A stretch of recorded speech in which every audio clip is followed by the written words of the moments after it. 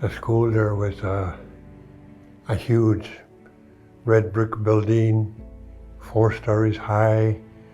We were separated from the family there and we hardly see anybody. And so being in a school there all by myself, or all these nuns and priests and teachers, and I go to class, and I had a disability of being a slow learner.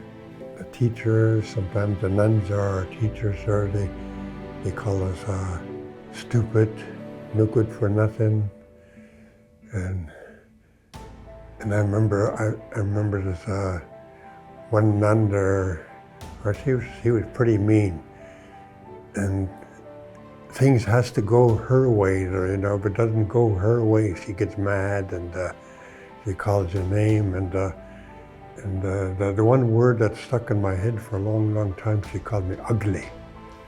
I tried to tell her, when she called me ugly there, I says, no, I'm not ugly there. My mom always told me that I was beautiful there. When I was a little boy there, I would sit on my mom's lap and she'd give me a hug and she'd kiss me on the forehead there. Oh, my beautiful son, you're so beautiful. I love you. And she told me all that there, and the nun there would slap me in the head there, and slap me on the ear, and she would say, no, you're ugly. You're stupid, no good for nothing.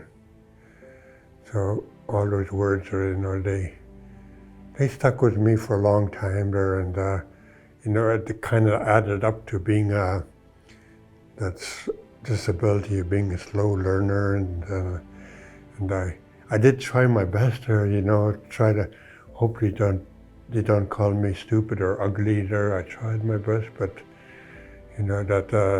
those words sunk in so deep there, and when I think about my mom, when she always told me I was beautiful and I was a beautiful son and whatnot, and so what my abuser told me there, that nobody's going to believe you if you tell them. So I said, okay, nobody's going to believe me. So I carried it here for a long, long time. And then I guess I took one of my experiences, I tried, because I was really bad there. When I did drugs and alcohol, I was really bad. And I drank and drank, and I kept going down and down, and I lived in the dark world, and booze became more important than my family, more important than my dreams and all that. Or I was just in a place where I was lost, I was hurt, and and then I came to a place where the world turned against me. Nobody wants me, nobody cares, nobody loves me, and I'm in a place where I got nowhere to go and nowhere to turn. I was pretty bad winoed, I drank hard stuff, and I did drugs, and I slept in the back alleys and slept beside the dumpsters and ate my food from the dumpsters. I drank Lysol. My clothes didn't see no washing machine there for weeks and weeks, and I smelled like urine, I smelled like booze, and smelled like vomit and everything. And I said to myself that one day, I said, okay, I'm going to sober up. I'm going to go see a counselor. I'm going to turn my life. And I walked to the counselor, drug and alcohol counselor, and I stood at his door, and I was going to knock, and I thought about it, and I walked away. Come on, Dennis, you can do it, come on. You said you want to sober up, come on. Where are you? What you doing? You're not a scaredy cat, come on. Get your butt back there.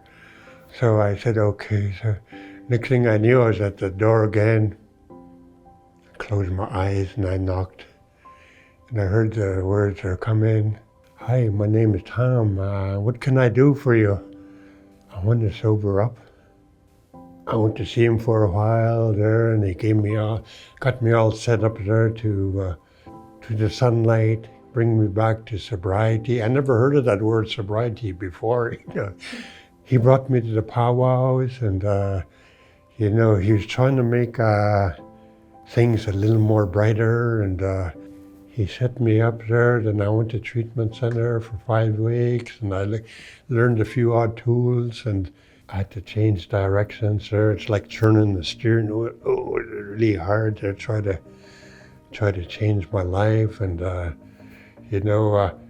I first had to understand who I was. There's a lot of things I didn't like about myself. There's lots of residential school stuff there and whatnot there.